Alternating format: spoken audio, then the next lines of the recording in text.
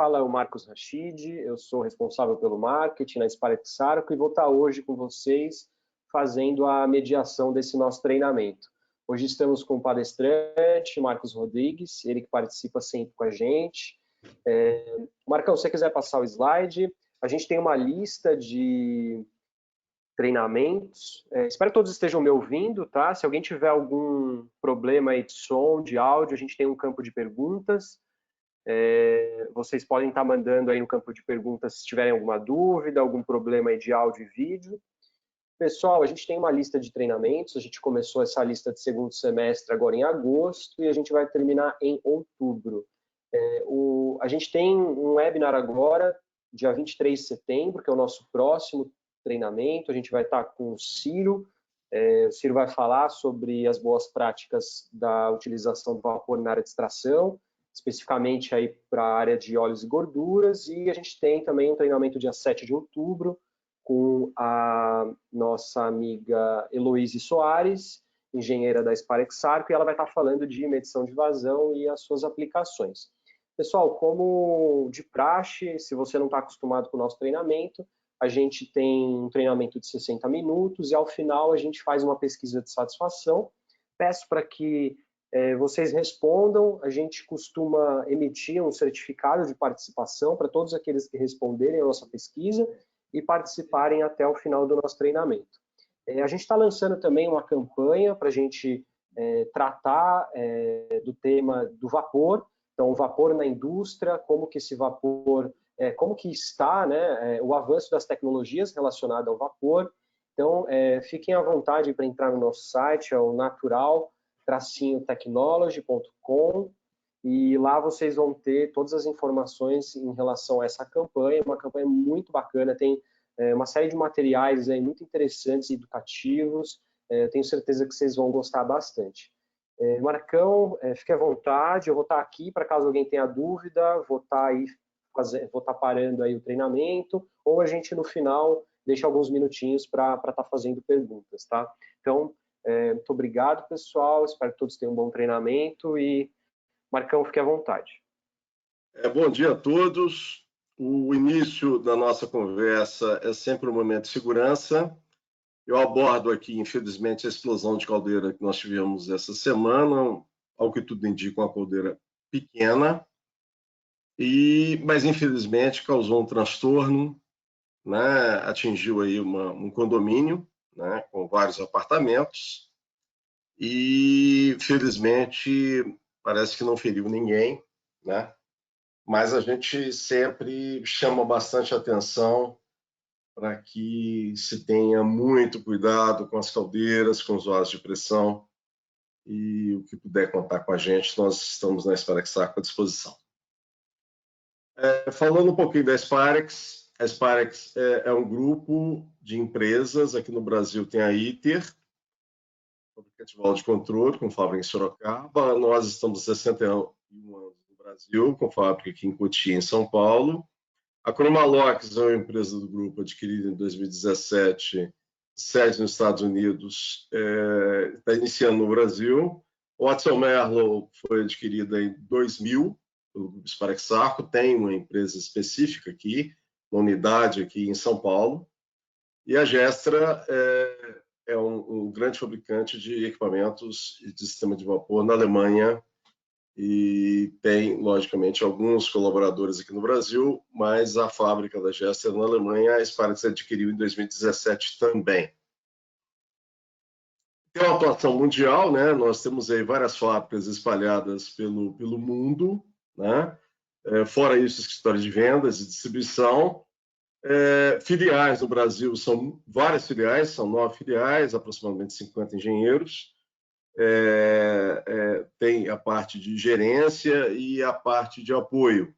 Eu sou da gerência de aplicação, do apoio ao pessoal de vendas, nesses assuntos relativos a que a gente chama de boiler house, ou casa de caldeiras.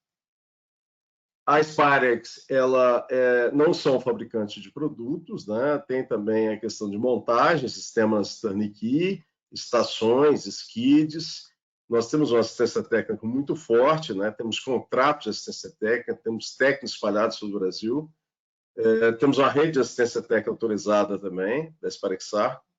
Fazemos auditoria energética e verificação de sistemas, todo o pessoal de vendas faz levantamento de campo, né? Nós chamamos de engenharia de aplicação.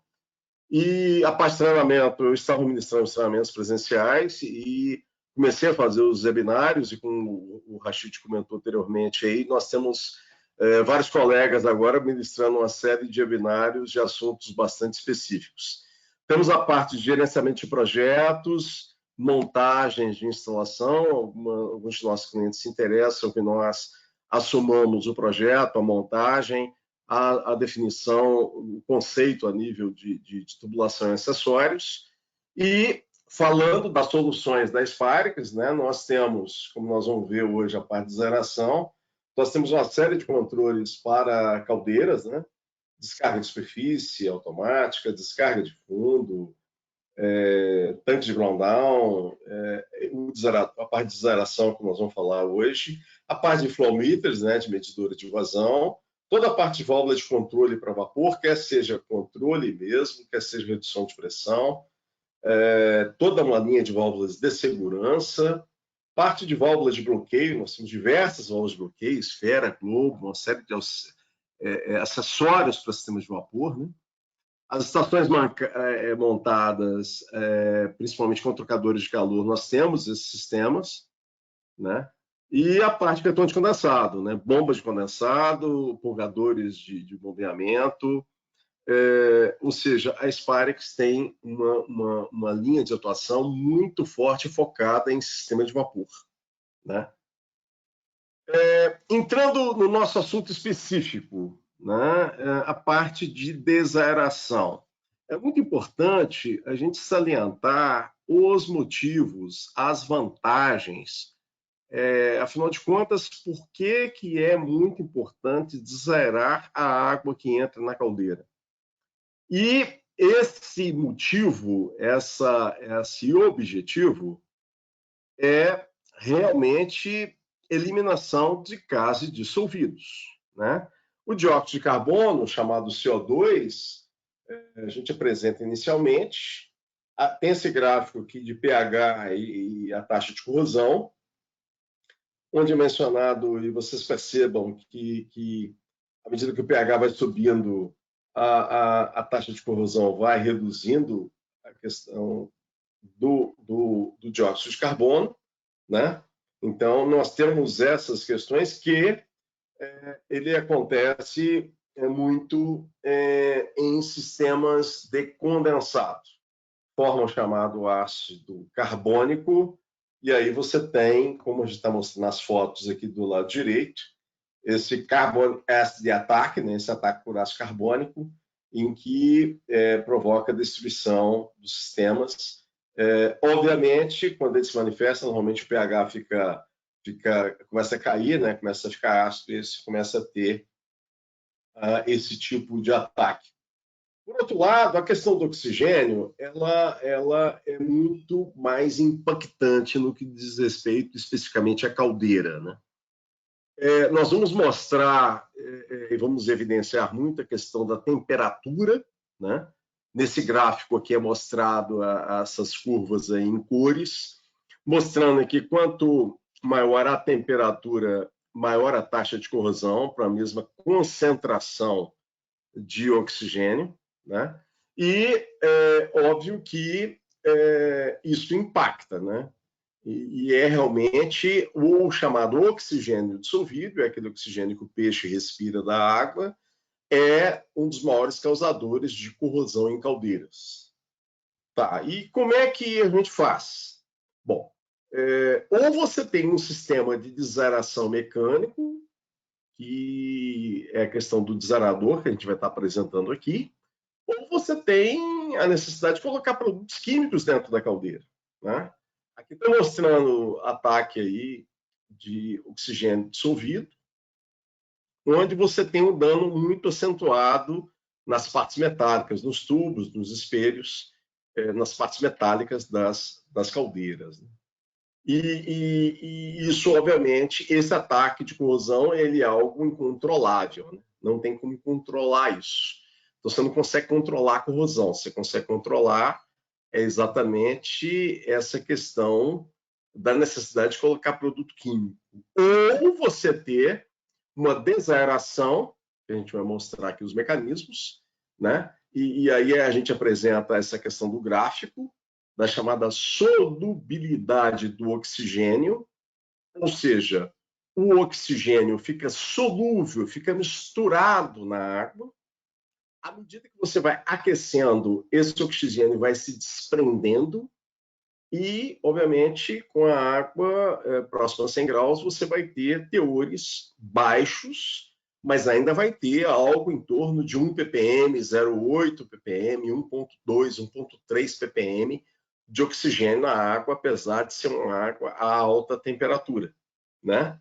Então, como é que você faz para desaerar? Como é que você faz para acabar de arrancar, acabar de tirar esse oxigênio dissolvido nessa água que o aquecimento já desprendeu muita coisa, mas que precisa de vários meios, né, para tirar, para retirar o restante. Então, é necessário, como está mencionando aqui, quebrar a água em pequenas gotas, em gotículas. Você aumentar a área de contato do vapor com essa água para que esse oxigênio se desprenda de cada gotícula, de cada névoa de água, né? E, logicamente, junto com temperatura, para liberar isso para a atmosfera, né? O ideal é se ter uma desaeração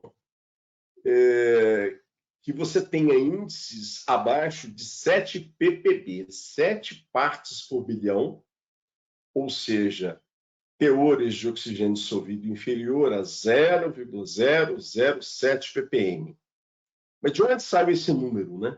Quem que criou isso? Por que é assim?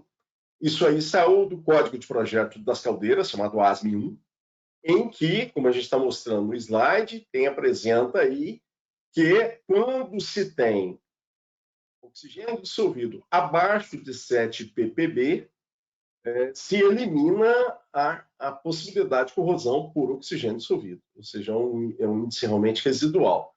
Mas, poxa, como é que faz, né? Porque é realmente um índice muito pequeno, né? É muito pouco isso, né? Então, tem uma entidade chamada ABMA, American Boiler Manufacturers Association, que é exatamente a Associação dos Fabricantes de Caldeira nos Estados Unidos, em que ele menciona lá no white paper, né, com um documento específico lá, a questão de qual que são as outras características fora a temperatura para você conseguir deixar esse índice residual de oxigênio dissolvido tão baixo assim. Então, não é só temperatura, é turbulência, você precisa ter turbulência, você precisa ter a mínima presença de ar, você precisa tirar o ar de um local em que você vai fazer essa desaeração, você precisa de um tempo de residência, de um tempo de permanência dessa água nesse sistema para que você consiga garantir a desaeração, eliminação de gases e estabilidade. Estabilidade de pressão, estabilidade de temperatura. Muito bem. Como conseguir isso, né?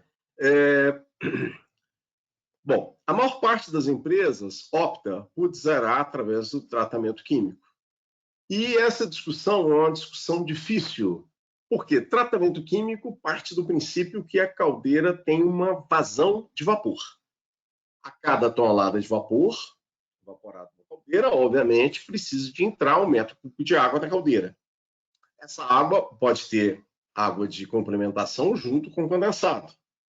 Então, perceba a complexidade. A vazão das caldeiras vai alterando ao longo do tempo e, muitas das vezes, o produto químico, você não tem o acompanhamento da dosagem de produto químico em função da variação da vazão.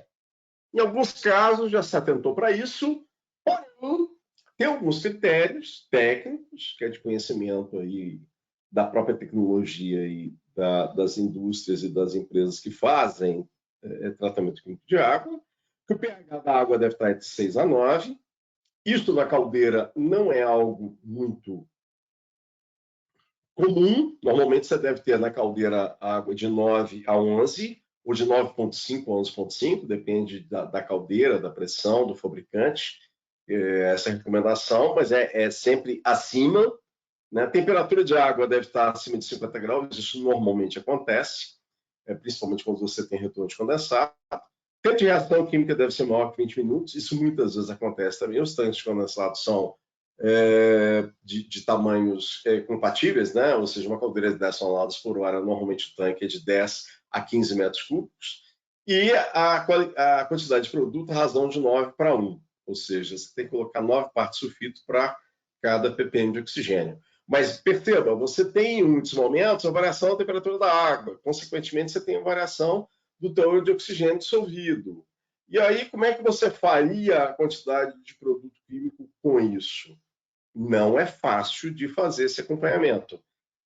Muitas empresas analisam a água, algumas a cada hora, algumas a cada turno, algumas a cada semana, algumas a cada mês, e muitas das vezes essas variações todas que eu estou mencionando, temperatura da água, que vai influenciar no teor de oxigênio dissolvido, quantidade de água em função da variação de vazão da caldeira, ou seja, também da composição química da água, que pode variar também, né? Então, além de tudo isso, você tem risco de contaminação, que você pode estar colocando produto a mais, produto químico a mais na caldeira. Você tem estabilidade da pressão da geração de vapor, que, obviamente, isso muitas vezes do processo, né? E a questão, você coloca produto químico, você tem que dar descarga de fundo, né? E, obviamente, você está sujeito mais descarga de fundo, mais água nova entrando de complementação. Consequentemente, você pode ter uma temperatura menor de água entrando na caldeira, provocando um choque térmico, aumento de consumo de combustível na caldeira. Ou seja, perceba a complexidade que é fazer tratamento químico de sequestrar esse oxigênio na caldeira. Por isso, né, se deseja, se determina que uma desaeração perfeita, correta, ideal, é feita num equipamento antes dessa água entrar na caldeira, né? Qual a eficiência esperada no zerador? Né? É aquilo que eu já mencionei, né? É você ter, logicamente, reduzir a quantidade de ppm de oxigênio dissolvido. Quanto menor a temperatura, mais oxigênio em partes por milhão eu vou ter, e que eu teria que reduzir isso até 7 ppb, né? Evitar a perda de eficiência de troca térmica, prevenir corrosão, evitar choques térmicos na caldeira e melhorar a eficiência de geração de vapor. Aqui está mostrando embaixo um tubo totalmente corroído, em cima um tubo furado. Muitas vezes esse tubo é usado na injeção de vapor nos zeradores e mostra o tubo completamente corroído em função dessas questões que a gente mencionou lá com relação ao oxigênio dissolvido. Bem, os tipos. Spray. Né? A ideia do zerador spray é você aumentar ao máximo a superfície de água em contato. Então, é você quebrar essa gota ao máximo. Né? Daí o fato de você ter um jato ou uma nebulização. A foto aqui aparece um tipo desse tipo de zerador. E o outro tipo muito conhecido é o de bandeja. Bandeja é aquele zerador ou que tem as bandejas dentro do próprio zerador ou no próprio cabeçote. O cabeçote é a parte superior, né? O domo, por onde a água entra. Né? A chamada água de complementação entra junto com o condensado no cabeçote. Eu vou mostrar daqui a pouco aí diversos croquis aí com relação a essa questão das entradas dos zeradores. Muito bem. Então, o que a Spirax chegou à conclusão? A Spirax chegou à conclusão que essas duas tecnologias são válidas e que seria interessante ter um zerador com as duas tecnologias embarcadas. Então, nós temos tanto o spray como as bandejas que ficam dentro desse cabeçote. Perceba que a água entra por cima, sendo quebrada as gotas em gotículas na névoa e o vapor passando de baixo para cima, obviamente aquecendo essa água Esse vapor vai ser condensado, essa água vai ter a temperatura aumentada, de forma que você consiga a perfeita desaeração, né? Então, nós temos aí essas duas tecnologias no nosso desaerador. Aqui um croquis aprofundando um pouquinho mais de como o desaerador, o conceito do desaerador híbrido Spirax-Sarco, que entra a água por cima, como mencionei. Aqui está mostrando um trocador de calor. Esse trocador de calor, na verdade, é um condensador de vapor flash. É modelo EVC. E, como eu falei anteriormente, a desaeração concebe que você precisa tirar esses gases do desaerador.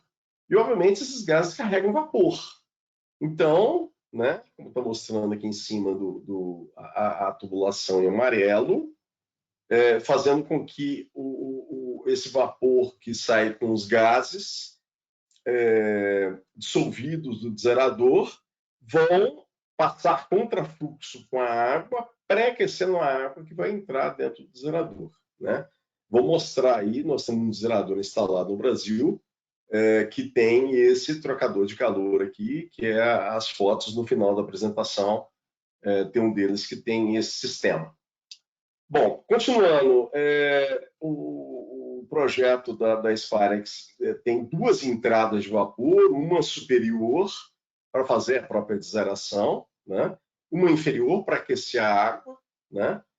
E você tem entrada de condensado lateralmente aqui no cabeçote, ok?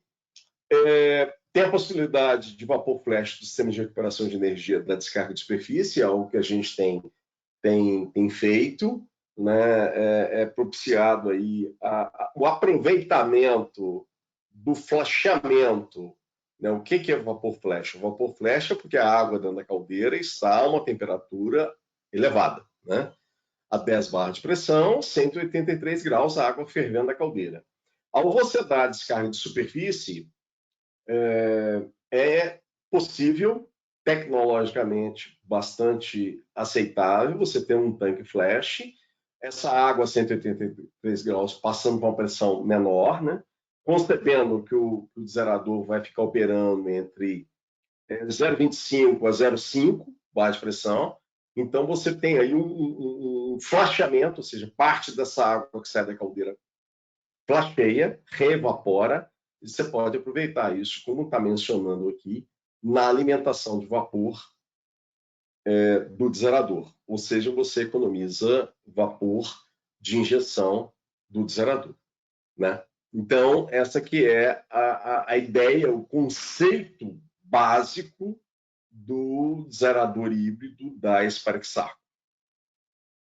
Benefícios. Benefício é a gente garantir uma água desaerada com teor de oxigênio inferior a 7 ppb, temperatura estável da água, na alimentação da caldeira. Você tira uma grande variação da caldeira, então você consegue regular a caldeira melhor, você consegue ter menos choque térmico, já que a temperatura está entrando de 100 a 100 e poucos graus estável na caldeira. Como a gente mencionou, você praticamente elimina o sequestrante de oxigênio, no caso o sulfito de sódio, que tem sido utilizado na maior parte das empresas, para sequestrar esse oxigênio, então você reduz esse custo de produto químico, consequentemente você injeta menos produto químico, elimina quase totalmente esse produto químico, obviamente reduz as descargas de fundo, e reduzindo as descargas de fundo você tem, obviamente, menos perda de água, menos perda de energia, né? Podemos aproveitar o vapor flash, como a gente já mencionou, né? Tanto pelo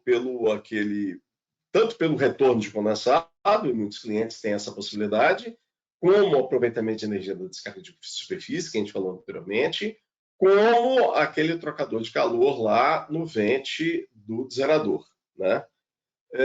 A Spirax é o fabricante de todos os acessórios, né? Então nós fabricamos todas as válvulas de controle,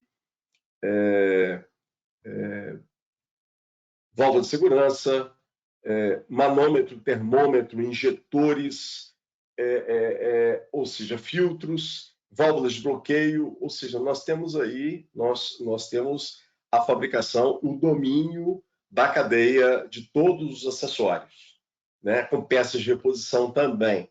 Então, isso aí nos garante que nós consigamos atender rapidamente e resolver qualquer tipo de pendência nesse tipo de equipamento também. E, obviamente, o grande benefício é evitar a corrosão na caldeira, como a gente já mencionou, e garantir que não haja essa possibilidade com índices muito baixos de oxigênio dissolvido. Qual o diferencial técnico dos desaeradores da Spirax Arco, esses híbridos PBDA? Um design aí... Marcão, a gente tem uma pergunta. Pode fazer, por favor. O Elkson, ele perguntou se o 7PPB ele está atualizado, né, um valor atualizado, e se não existe nenhuma atualização por norma em relação a esse valor. Não, a atualização, não houve alteração, esse é o valor, como mencionei, é o valor limite que a ASME1 determina para não se ter corrosão devido ao oxigênio dissolvido, e não tivemos notícia de nenhum tipo de atualização. Caso ele tenha ou tenha uma informação de um outro código de projeto, fora a ASME 1, por favor, nos passe para nós analisarmos, porque, obviamente, pode ter alguma alteração de um outro código, já que existem vários códigos de fabricação de caldeiras no mundo, fora a ASME 1, ok? Ok. Mais alguma pergunta? A Mariana fez uma pergunta em relação à desaeração. Ela quer saber se é comum usar a desaeração mecânica e química combinadas. Aí ela termina a pergunta dela falando, ou seja, além do desaerador, usar sulfito de sódio como sequestrante. Muitas das vezes se usa sulfito residual dentro da caldeira exatamente para controlar o desaerador. Então se mantém algo em torno de 30 a 60 ppm de sulfito dentro da caldeira, para exatamente acompanhar esse baixo teor de sulfito na caldeira, para garantir que o desaerador não está deixando nenhuma quantidade de água passar sem deseração para dentro da caldeira. Muitas das vezes é isso. Aqui, eu esqueci de mencionar, mostra um sistema de dosagem de produtos químicos, que muitas das vezes você coloca outros produtos químicos, né, anti-espumantes, ou correção de pH, por exemplo, que você pode colocar que não seja o sulfito, que não seja, no passado se colocava hidrazina, aí fizeram um estudo, chegaram à conclusão que a hidrazina era cancerígeno, salvo me engano, e daí se passou a utilizar sulfito. Mas, basicamente, é isso. O desaerador, ele não elimina totalmente o tratamento químico de água da caldeira, é muito bom se deixar bastante claro. Obviamente, ele elimina quase totalmente a questão do sequestrante de oxigênio. Ok? É importante deixar isso bastante claro. Mas, como mencionei, existem empresas de tratamento químico que recomendam deixar esse residual de sulfito dentro da água da caldeira para somente efeito de controle. Mais alguma, Rashid?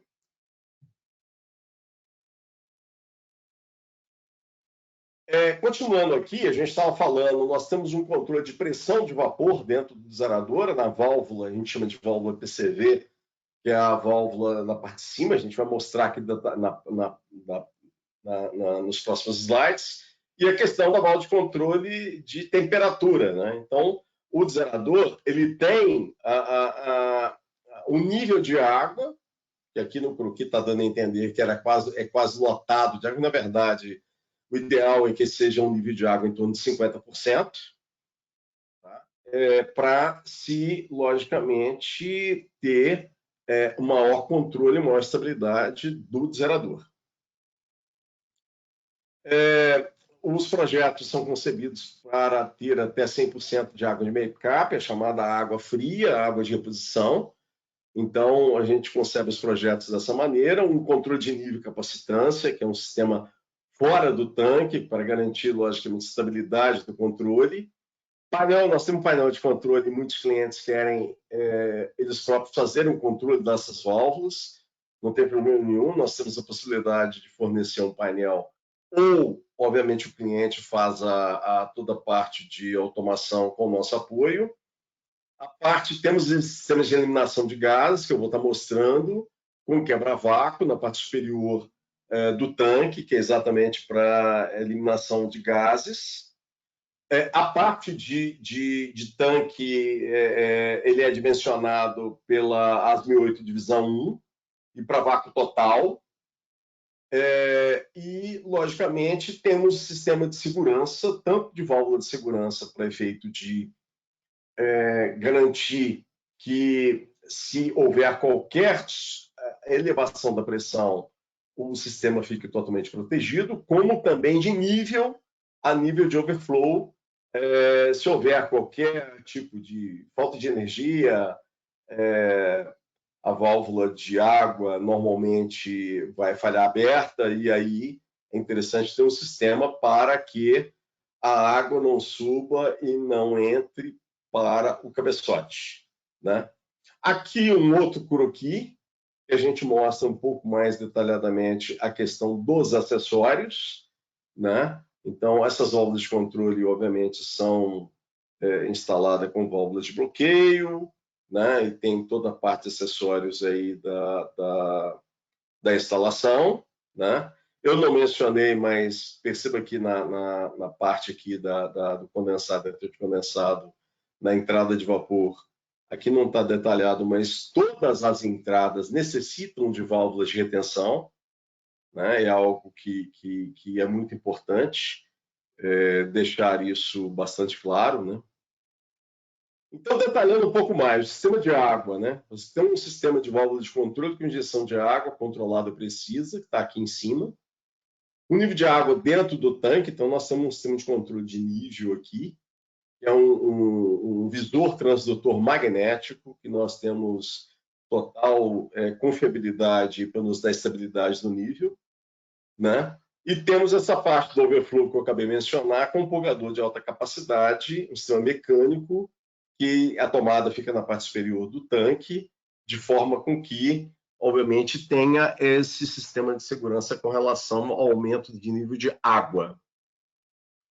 A parte das duas válvulas de controle de vapor, controle de pressão para fazer a própria desaração, né? Como a gente mencionou, que é a válvula, a gente chama de PCV, que é a válvula superior, né? Essa válvula fica ligada a um transdutor de pressão, né? no tanque. A parte de válvula de controle de temperatura da água, que é essa válvula de baixo aqui, é chamada TCV, fica com um sensor de temperatura, né?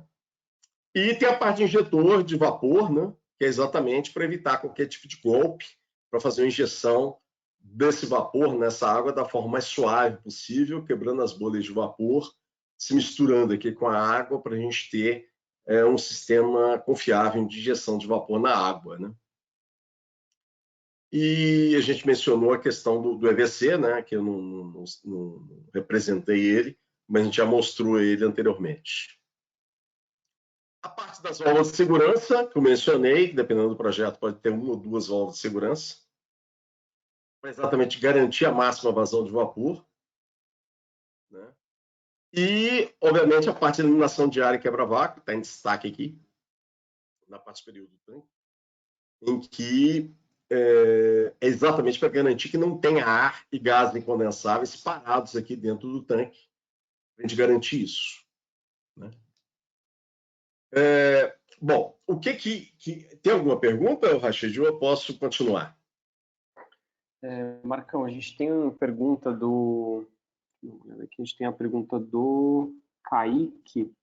Ele pergunta o seguinte: a instalação do EVC deve ser feita obrigatoriamente em cima do desaerador ou pode colocar uma tubulação pequena para instalar o EVC? Não, o EVC nós temos instalado aí, tanto na parte superior, como em alguns casos tira a tomada do vente, coloca no EVC no local um pouco abaixo para apoiá-lo mais fácil, né, na plataforma, ou não ter que para não ficar muito no alto, né? Então, nós temos essas possibilidades também. Tá? Mais alguma pergunta? Tem mais uma pergunta. Deixa eu dar uma olhada aqui. Acho que é da pergunta de uma outra pessoa. A Mariana fez. Deixa eu ver. Tem bastante pergunta que está chegando. O Eduardo, tem um volume específico do desaerador em função da capacidade da caldeira? Boa pergunta.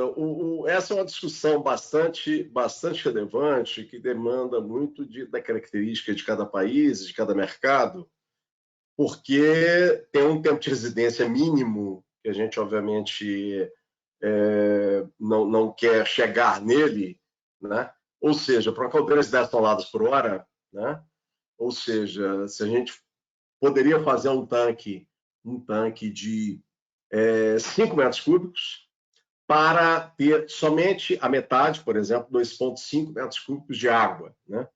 Óbvio que uma caldeira de 10 toneladas por hora, que no máximo teria 10 metros cúbicos, ela normalmente não tem essa vazão o tempo todo. Ela opera, por exemplo, de 4 a 8, 4 a 9 toneladas por hora, exigindo de 4 a 9 metros cúbicos por hora. Mas, em termos de dimensionamento, obviamente é interessante pensar 10 metros cúbicos. Se a gente pensar que 2,5 metros cúbicos de água dentro do zerador teria um tempo de residência só de 15 minutos para 10 metros cúbicos em 1 hora, perfeito? Ou seja, fica muito no limite do tempo de residência mínimo, já que alguns projetos aceitam até 10 minutos de tempo de residência. Mas nós entendemos que o mercado brasileiro tem colocado muita resistência nesse raciocínio, ou seja, se pede que o tanque tenha 10 metros cúbicos no mínimo para uma caldeira de 10 toneladas por hora.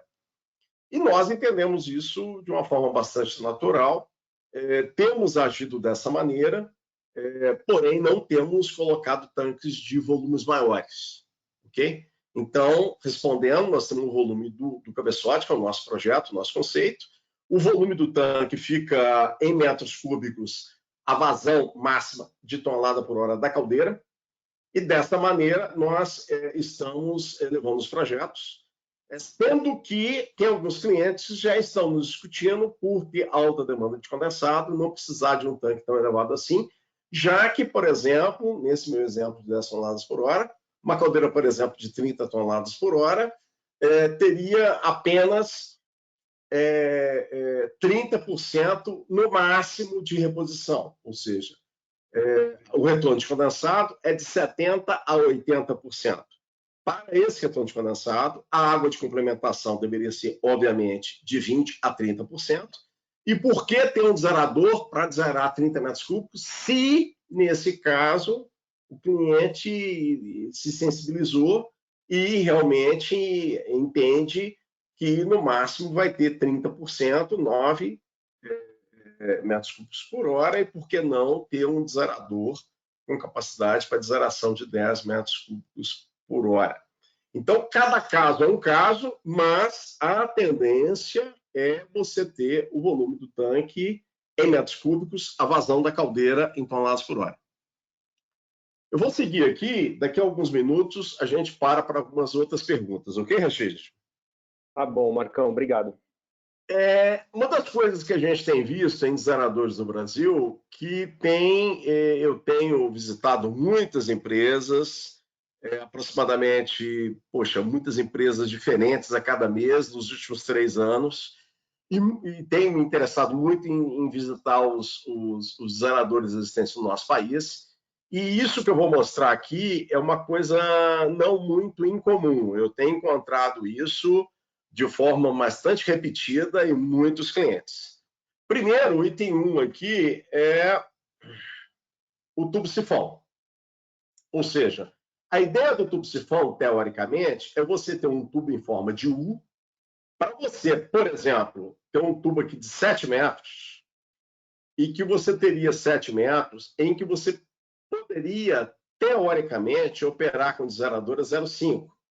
0,5 bar de pressão equivale a 5 metros de coluna de água, que equivale a 0,5, ou seja, essa pressão aqui dentro não seria suficiente para vencer os meus 7 metros, teoricamente. Acontece na prática, o que está acontecendo? O que tem acontecido? Tem acontecido o seguinte: no desarador, nós temos controle e objetivamos ter controle sobre tudo, menos sobre o condensado. E o condensado, ele ora volta mais, ora volta menos, e aí essa pressão aqui muitas vezes oscila. E nessa oscilação perde o selo. Então, nós temos encontrado muitos zeradores com tubo sifão, que é o item 1 aqui, né, no sistema de água, né, e tem o tubo sifão e não tem controle na tubulação de entrada de água. E aí você fica com um problema. Porque como é que você faz? Né? Como é que você controla isso? Ou seja, você não tem muito recurso para controlar. E o que você não controla, você tem dificuldade de manter o nível, perde o selo do sifão, despressuriza o desarador e o desarador passa a operar como um tanque de condensado. Então, além da questão do tubo sifão, tem falta de controle na injeção de água, nível de água muito elevado, né? E tem uma discussão, por que trabalhar com nível tão elevado de água aqui dentro? Por quê? Né? Tem essa discussão que a gente fez anteriormente aí do volume do tanque versus o tempo de residência, porém, na prática, nós entendemos que os zeradores devem operar entre 45% a 55%, 60%, seria em torno de 50% de nível de água, ok? Além disso, tem a questão de que com temperaturas abaixo de 100 graus, e também uma outra característica do nosso mercado é que as empresas não têm se atentado com relação à análise de teor de oxigênio dissolvido na água que sai do desarador. Nós temos pedido, nós temos, inclusive, se interessado em algumas aplicações e muitas das vezes as empresas não têm feito esse tipo de análise na água que sai do desarador. Uma outra questão é a injeção de vapor. Injeção de vapor, como a gente já mencionou, que é o item 2 aqui, do meu croquis aqui, nós temos encontrado somente uma injeção de vapor.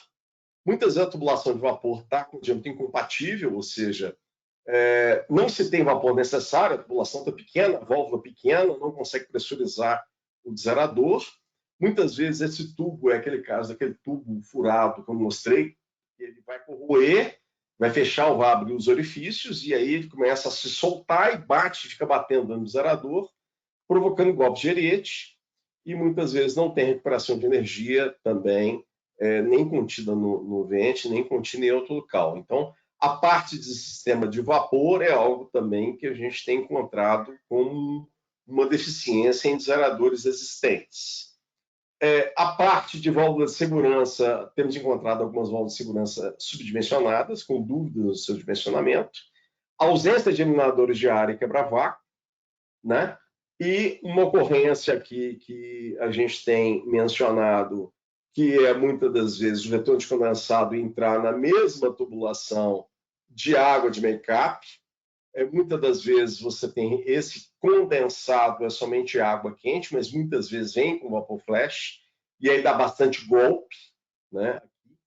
Pelo fato de ter uma mistura, né? Ou seja, dois fluidos aí, retorno de condensado. É muito comum você ter retorno de condensado, um fluido bifásico, né? Vapor flash, mais vazamento de purgadores, mais água, junto com uma água a temperatura baixa, e isso provoca uma dificuldade bastante grande. Por último, ausência de válvulas de retenção na entrada de vapor, decondensado e de água nos desaradores.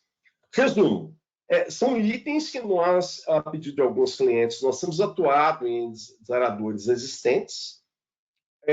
Os clientes têm nos solicitado ajuda e nós temos atuado objetivando a atualização e, logicamente, para que o próprio cliente verifique como está a performance desse desarador, né? Aqui são kits. Esses kits, para exatamente fazer o teste de oxigênio dissolvido, perceba que eles têm ranges diferentes. Aqui é de 0 a 12 ppm. aqui nesse caso não se encontrou nenhum resultado, nesse outro que de 0 a 180 ppb se encontrou resultado, de 5 a 20, de 5 a 20 ppb. Aqui já é de 0 a 40 ppb, se encontrou de 5 a 10. Isso tudo com desaerador somente pressurizado, com desaerador em operação, o kit de 0 a 40, nessas duas se encontrou aí nas várias análises, resultados de 0 a 5 ppb, né?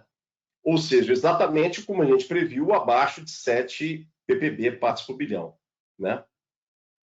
Aqui é uma carta que a Nalco nos elaborou aí de um desaerador fornecido pela Sparexar Canadá para a BASF lá, mencionando que o nível de oxigênio dissolvido estava de 1 a 3 ppb.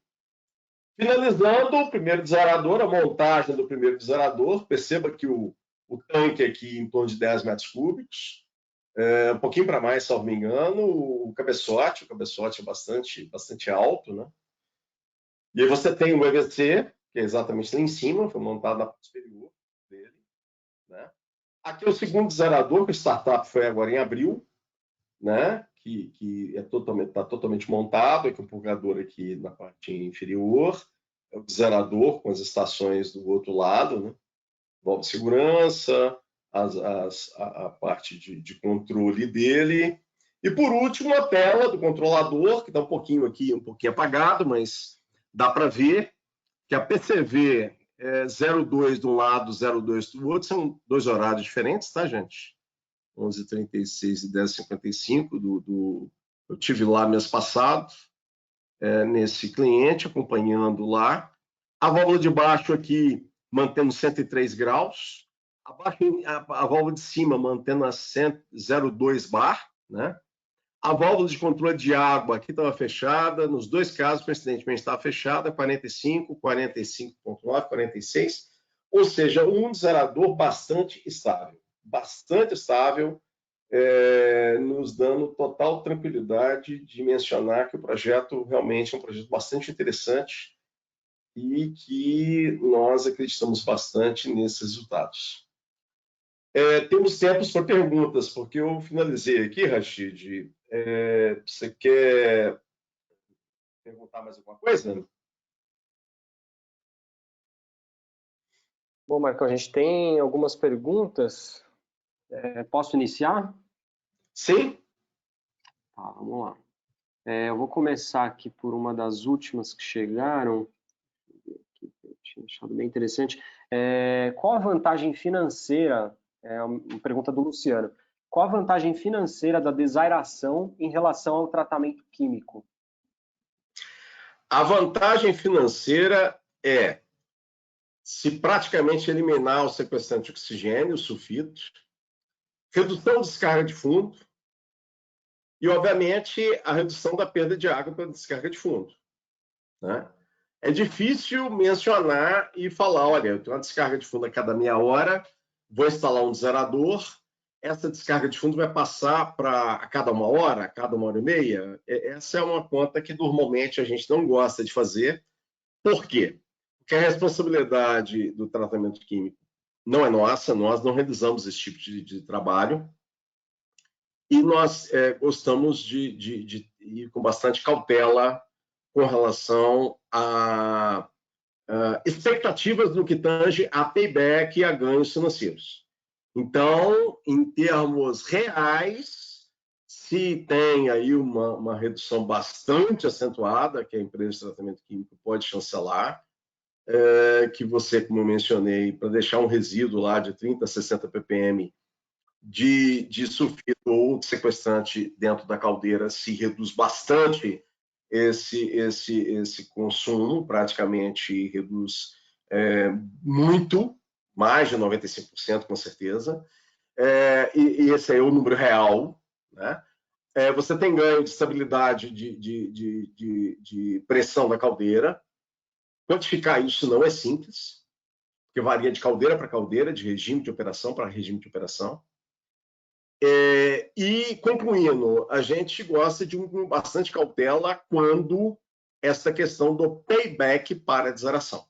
ok? Há casos específicos em que se tem vapor flash no condensado, de forma muito... de uma quantidade de vapor flash que se consegue fazer praticamente a desaração, ou grande parte do tempo, com vapor flash do condensado. Neste caso, aí sim se começa a ter um ganho real, porque a cada 6 graus que você aumenta na temperatura da água que alimenta a caldeira, você reduz 1% do combustível para aquela mesma vazão. Consequentemente, você aproveitando o vapor flash do retorno de condensado, você injetaria menos vapor no desaerador, de sorte que você teria um ganho, sim, um payback de combustível com o desaerador. Mas isso aí nós não podemos generalizar. Tem que ser analisado caso a caso, com muito critério. Outra pergunta, Regide? Legal, Marcão, obrigado aí pela resposta. O Vitor, ele pergunta o seguinte, em qual seria o ponto, né, localização, que ficariam os analisadores de O2 dissolvido, pH e etc. Na verdade, essa questão de analisadores, nós não fabricamos analisadores de oxigênio de pH, né? Nós, tentando me ater à pergunta, essa é uma discussão que a gente está aprofundando com os clientes, como a gente mencionou, sendo que existe, no mundo a gente sabe que existe, um analisador de oxigênio dissolvido, só que nós não temos informações de custo, fabricante, nós não temos esse tipo de informação. Se alguém tiver, agradeceríamos aí toda a informação, é muito bem-vinda, já que vários clientes estão nos solicitando isso, porque nós estamos até tentando verificar isso em outros países, essa possibilidade, né? O que eu mostrei são kits, esses kits muitas vezes são disponíveis por empresas de tratamento químico de água, e aí pode-se verificar aí com a empresa de tratamento químico de água, da caldeira do profissional aí, do colega que nos perguntou, para ele verificar com a empresa de tratamento químico de água se essa empresa possui esse tipo de kit de análise de oxigênio dissolvido. Mais alguma pergunta? A gente tem uma pergunta do Eduardo, ele tem um slide que você comentou do flecheamento, ele pergunta o seguinte, com o flecheamento direcionado para o trocador de calor, comentado no slide anterior, não poderia causar ineficiência na desaeração ou causar pressão no desaerador? Excelente pergunta. Esse EBC é um condensador que ele é dimensionado para que esse vapor que sai do cabeçote de qualquer desaerador não tenha contrapressão. Essa saída é livre. A água passa por dentro dos tubos. Consequentemente, nós não provocamos nenhuma contrapressão ou nenhuma restrição à saída de gases do desaerador. Nós temos fornecido isso para não só nos nossos aeradores, mas para qualquer tipo de desaerador existente. Nós temos uma relação grande de referências aí no Brasil, no mundo, nos fornecido bastante esse tipo de solução. Marcão, o Celso pergunta o seguinte, ele quer saber se é viável um desaerador para uma caldeira de 10 kgF centímetro quadrado e 4 toneladas por hora de vapor. O desaerador ele é viável, sim, se a empresa entender que o desaerador não só irá proporcionar a total segurança operacional para a caldeira, preservando a caldeira, né, mais tempo do que a caldeira com ela realizando essa parte de sequestrando o oxigênio por produto químico, né? Então, muitas das vezes, os clientes nos perguntam, mas, Marcos, como é que eu vou explicar para o diretor, para o presidente da empresa, que o desaerador é importante, é vital, é necessário? Se a caldeira está lá e sempre operou com um tanque de condensado. Olha, você vai conseguir explicar se você tiver tido, infelizmente, problemas de ter que trocar os tubos da caldeira a cada 3, 4 anos.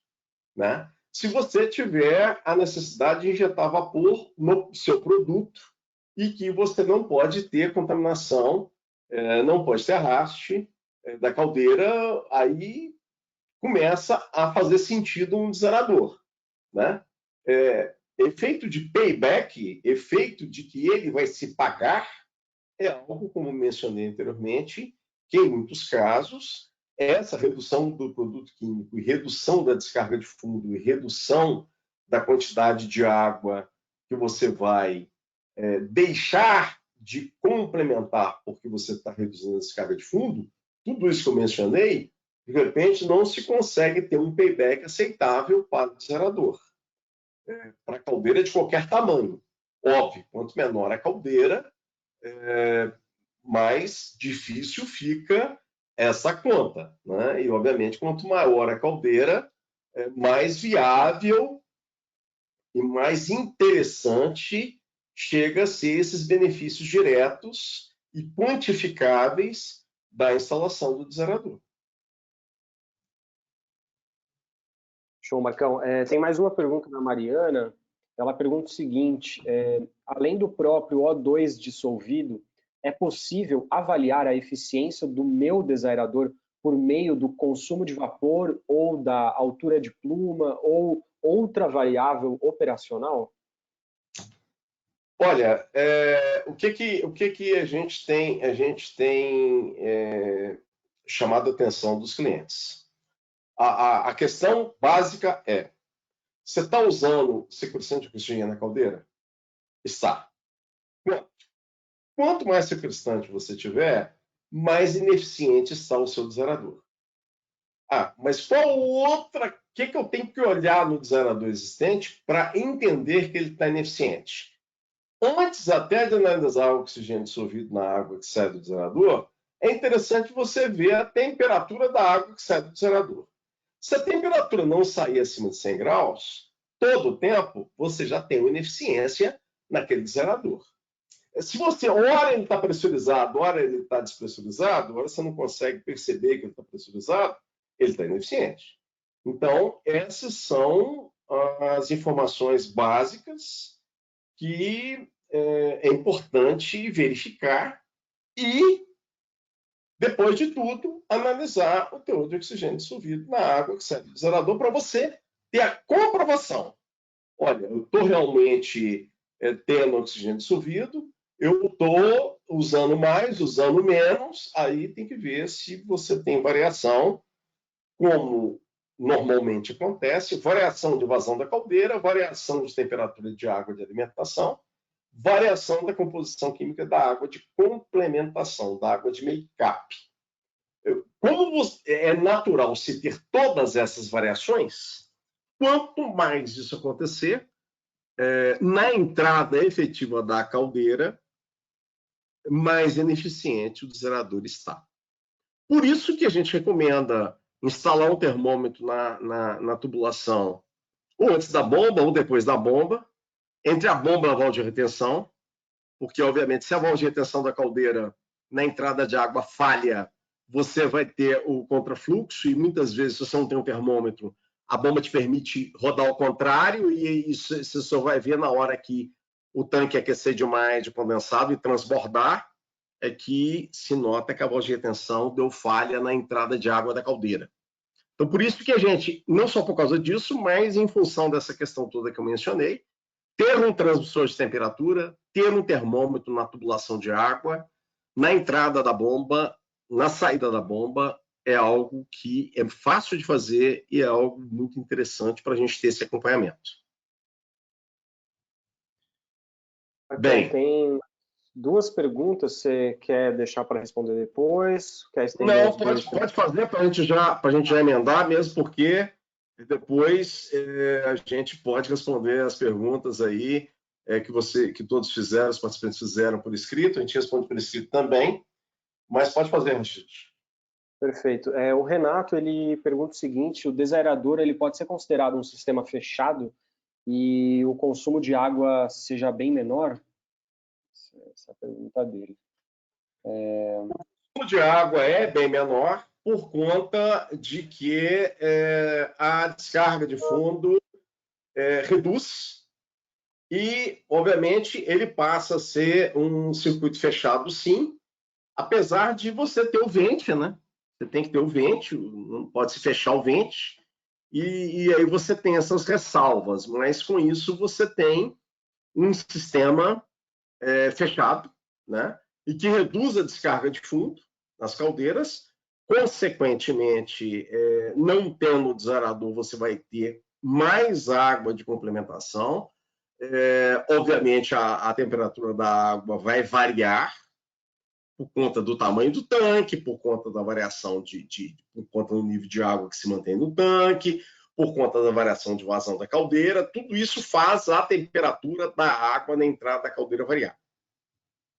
E, obviamente, quanto mais ela variar, mais produto químico você vai ter que colocar para sequestrar o oxigênio. E quanto mais produto químico você colocar, mais descarga de fundo você vai ter que fazer. Como muitas vezes não é fácil calcular o valor da água que sai pela descarga de fundo, e nós temos feito isso teoricamente, temos validado isso na prática, nós temos, para casos em que os tanques de condensado estão com temperaturas muito baixas, temos até injetado vapor no tanque de condensado para se ter menos água de complementação, se descarregar menos água para descarga de fundo, ou seja, reduzir o consumo de água. Em muitos locais, não sei se é de conhecimento de todos, a água já está batendo aí 15, 20, 25 reais o metro cúbico, impactando demais. Muitas vezes é um valor maior, um saving, né? É um saving maior a reduzir a água de complementação do que o próprio combustível na caldeira. A outra pergunta? Legal, Marcão. O Pablo, ele pergunta o seguinte: é possível utilizar o tanque de alimentação existente fazendo apenas as adaptações necessárias? Essa pergunta é uma pergunta muito interessante, porque vários clientes têm nos pedido isso, e nós colocamos que essa análise estrutural, né, nós não fazemos. Existem, acredito que seja conhecimento de todos, profissionais e empresas especializadas em NR13, para exatamente verificar se aquele desaerador, aquele tanque pode ser pressurizado, né? E aí tem essa questão dos bocais, né? Fazer exatamente os bocais, que aí passa a ser um projeto de alteração e reparo para a NR13, porque isso tem que ter um amparo legal, né? Repare que é um equipamento pressurizado, é um vaso de pressão, que ele tem que estar atendendo a regulamentação da NR13, então precisa de válvula de segurança, precisa de manômetro. Desculpe, então, esta parte nós, logicamente, recomendamos, acompanhamos, porém não realizamos esse tipo de trabalho, e em muitos casos, ao fazer isso, a próprio cliente entende que o tempo de parada, de paralisação daquele tanque começa a ficar inviável. Parar 10 dias para fazer esses trabalhos todos e montar tudo isso, não se pode ter a fábrica parada por 10 dias. E daí começa a ter sentido você montar um desaerador novo do lado do tanque ou do desaerador atual, e como a gente tem fornecido aí alguns desaeradores. Mais alguma? Enquanto a gente conversava, chegou mais uma do Luciano. Eu vou fazer essa e a gente finaliza. O Luciano pergunta o seguinte: com água nessa temperatura, acho que foi que você comentou agora há pouco, não vai fazer a bomba cavitar? Por isso que na discussão se coloca o desaerador a uma altura de forma que atendam o NPSH da bomba. O NPSH é a sigla, né, exatamente da altura necessária para que a bomba da caldeira não cavite. E aí a discussão é exatamente a altura que o desaerador deve ficar. Nós temos alguns casos, e por isso que a pergunta é bastante relevante, alguns casos que os tanques de condensado estão a 2,5 metros, 3 metros, aí realmente a tendência é cavitar, e que a maior parte dos casos precisa colocar 4,5 até 5,5 metros acima do nível da bomba, que é quando a maior parte das bombas não cavitam. Ok? Então, essa cota, qual que é essa cota? É a linha de centro da tubulação de entrada da bomba até o nível mínimo de água no tanque de condensado ou no desaerador. Essa aí é a chamada altura, o chamado NPSH da instalação. Então, tem um NPSH da instalação e tem que ver, com essa altura que está instalado, qual que é a temperatura limite para a bomba não cavitar. Né? Então, como eu falei, chutando que tem lá uma diferença de 3 metros apenas. Poxa, 3 metros o tanque está, como eu falei, bastante baixo. Né? E aí a bomba pode cavitar com 70, 80 graus, ela já começa a cavitar. Né? Ao passo que, se você colocar essa 5,5 com 105 graus, 110 graus, a mesma bomba pode não cavitar. Por isso que é interessante sempre nesses projetos verificar com o fabricante das bombas para, logicamente, se ter o desaerador na posição, na altura, né? Na altura, para ter esse NPSH da instalação, para que garanta que a bomba da caldeira não vá cavitar. Maravilha, Marcão, fechamos. Agradeço aí a sua aula, a participação de todos, e caso tenha ficado alguma dúvida, fiquem à vontade aí para utilizar a nossa pesquisa de satisfação. Lá a gente tem uma pergunta e vocês podem estar fazendo essa pergunta, né, podem estar tirando suas dúvidas e a gente responde por e-mail posteriormente. Também daqui uma semana, se você responder a sua pesquisa, a gente está encaminhando para você um certificado de participação desse treinamento. Então, obrigado a todos, obrigado, Marcão, um bom almoço para todo mundo. Obrigado, Rachid, obrigado às perguntas, foram muito relevantes, interessantes realmente, o interesse de todos, e a gente fica à disposição. Muito obrigado, um abraço, então conversar, um excelente final de semana.